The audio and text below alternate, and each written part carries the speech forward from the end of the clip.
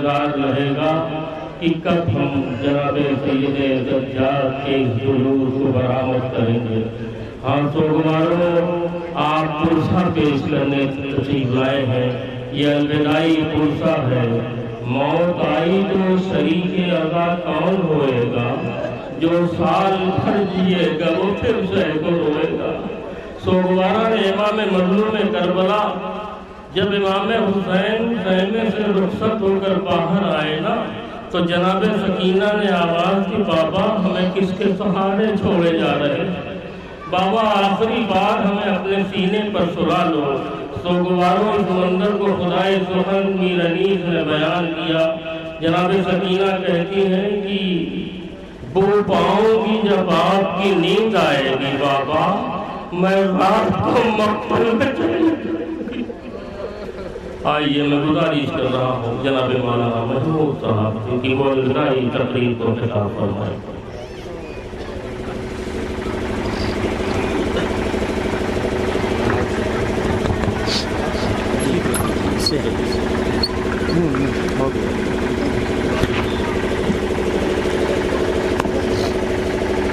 لا حول ولا قوة الا باللہ العلی العظیم۔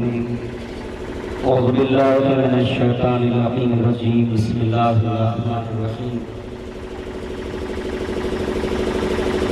اذا اصابتهم قالوا انا للہ وانا الیہ راجعون، رضا بقضائہ وتسلیم الامر۔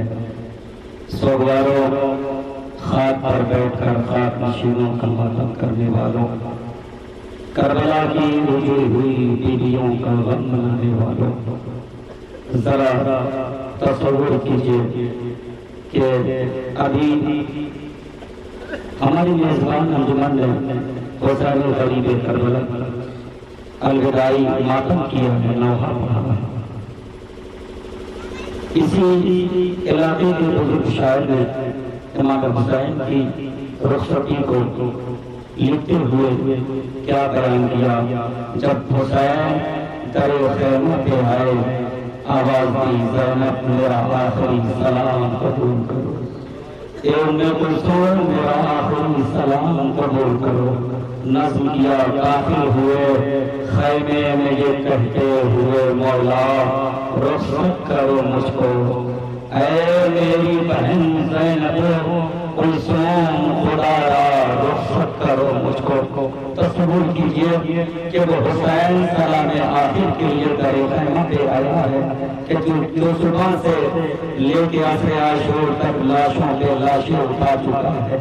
عباس کے مرنے سے حسین کی کمر خمی کا ہو چکی ہے، علی اکبر کے مرنے سے آنکھوں کی بصارت ظاہر ہو چکی ہے، خون علی اکبر کو چہرے پہ ملے ہوئے میرا مولا در خیمے پہ آن پہ کہتا ہے، زینب میرا آخری سلام، ام کلثوم میرا آخری سلام، اے رقیہ و سکینہ میرا آخری سلام لگاؤ۔ آپ نے تصور کیا یہ حسین سلام آخر نہیں کر رہے ہیں بلکہ بیویوں کو آگاہ کر رہے ہیں، زینب چادر چھننے کے وقت آ گئے ہیں، ام کلثوم ریلا چھننے کے وقت آ گئے ہیں، اے میرے سینے پہ سونے والی سکینہ اب رخساروں پہ تماچے کھانے کے وقت آ گئے ہیں۔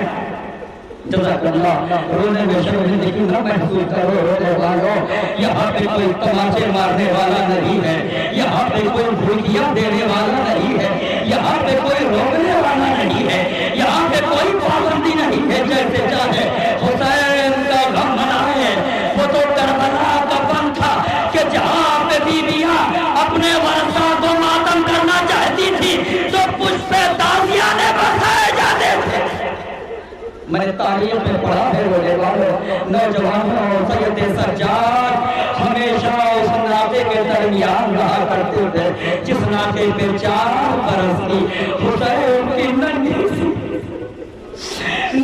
سی حسین کی بیٹی سوار ہوا کرتی تھی۔ کیوں میرا امام رہتا تھا سن سکو گے، حمید کہتا ہے جب بھی سکینہ اپنے سر کو پیٹ کے اپنے بابا کے سر کو دیکھ کے ماتم کرنا چاہتی تھی، سید سجاد قریب آگے کہتے تھے اے بہن سکینہ ارے ماتم نہ کرنا، تیرے بھیا میں اب تازیانہ کھانے کی وقت نہ رہی۔ سن سکو گے رونے والوں، ماتم کرنے والوں، سن سکو گے کیا وجہ رہی؟ جب بھی کوئی بیوی اپنے ورثہ کے سر کو دیکھ کے ماتم کرتی تھی تو شیو منور تازیانہ لہراتا ہوا میرے اس بیمار امام کے پاس آتا تھا، میرے اس ناتوا امام کے پاس آتا تھا۔ آئے رے جس کے ہاتھوں میں ہتھکڑیاں، پیروں میں بیڑیاں، گلے میں خارجار تو کمر میں لنگر، پاؤں میں چھالے، ارے سید سجاد کے پشت پہ تازیانے مار کے کہتا تھا اے سید سجاد جب تک بیویاں روئیں گی تب تک تازیانے برسائے جائیں گے۔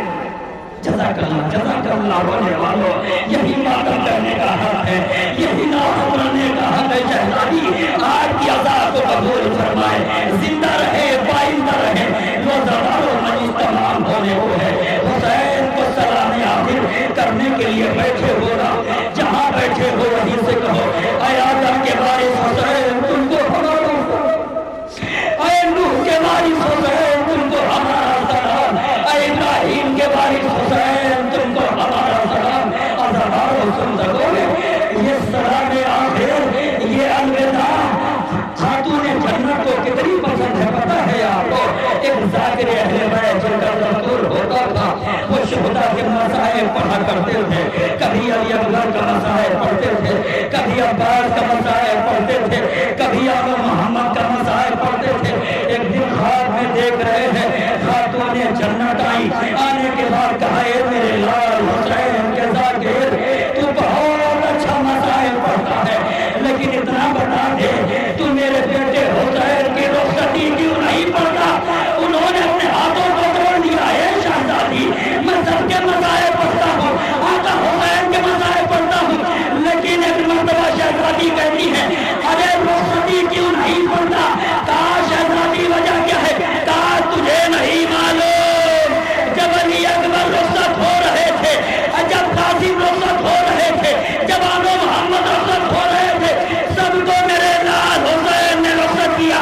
ارے جب میرا بیٹا آیا کوئی لجا میں فرق پکڑنے والا نہ تھا، چاہنے والی در خیمہ پہ آئی، اللہ اکبر، بھیا کوئی نہیں ہے، یہ بہن زندہ ہے، لجا میں فرق کو تھامتی ہے وزادارو، بہن نے لجا میں فرق کو پکڑا، حسین راہنار پہ سوار ہوئے، اب میدان قتال کو جانا چاہتے ہیں، اب بابا ہے نانا پر گھوڑا، اللہ اکبر جنبش نہیں کر رہا ہے، تین دن کے بھوکے پیاسے امام رہا، اے میرے نانا کی سواری میری آخری سواری ہے، مجھے مقتل تک پہنچا دے۔ نوزواروں گھوڑے نے گردن کو اٹھایا، آنکھوں سے آنسو جاری تھے، اپنے زبانے پہ زبانی نے کہے آقا ارے میں کیسے آگے بڑھوں، میری سنوں سے آپ کی سکینہ لپٹی ہے۔ ارے حسین گھوڑے سے نیچے اترے، سکینہ کو سینے سے لگایا، اے میرے لال خیمے میں پلٹ جاؤ، سکینہ خیمے میں پلٹ جاؤ۔ اللہ اکبر، اللہ جانے باپ کی بیٹی سے کیسے رخصت ہوا، 4 سال کی بچی نے کیسے الوداع کہا۔ اللہ اکبر، میں نہیں جانتا لیکن میں نے تاریخ میں صرف اتنا پڑھا، جب حسین جانے لگے تو سکینہ نے کہا نیند آئے گی جب آپ کی دور پاؤں گی بابا، میں رات میں مقتل کو چلی آؤں گی بابا۔ بابا آپ کو پتا ہے بابا آپ کے سینے کے علاوہ مجھے نیند نہیں آئی، وہ سواروں خود کرتی میں نے مجھے حسین کو سلام کر لیجئے جو آئندہ سال تک زندہ رہا، وہ غریب کربلا کا ماتم کرے گا، جو چل بسا تو یہی سلام آخر ہوگا۔ حسین میدان قتال میں آئے، اللہ اکبر، وہ معرکۃ العرا جنگی کہ جس کی تمثیل نہیں ہے، ایک آواز آئی لاشوں پہ لاش لا چکے، بس ہے حسین بس، زخموں پہ زخم کھا چکے، بس ہے حسین بس، ہم تم کو آزما چکے، بس ہے حسین بس، ارے گردن جھکا دو خنجر بیداد کے لیے، کچھ امتحان چھوڑ دو سجاد کے لیے۔ حسین نے تلوار کو نیام میں رکھا، بھاگی ہوئی فوج ایسے اٹھی، لوازہ کرو، حسین کا سر لو کے نیزہ پہ آویزہ ہو گیا۔ زینب نے کہا اے بیٹا سید سجاد، کیا قیامت آ گئی؟ چھوٹی اماں در خیمے کا پردہ ہٹایا جائے۔ پردہ ہٹا، حسین کے بیٹے نے کہا السلام علیکہ یا رسول اللہ، السلام علیکہ یا ابن رسول اللہ۔ اے چھوٹی اماں، بابا قتل ہو گیا، سید سجاد یتیم ہو گیا۔ اے چھوٹی اماں، بابا کی مصیبتیں تمام ہو گئی، اب یہاں سے ہماری اور آپ کی مصیبتوں کا حفاظ ہو رہا ہے۔ وَسَيَعْلَمُ الَّذِينَ ظَلَمُوا أَيَّ يَوْمٍ ينقلبون۔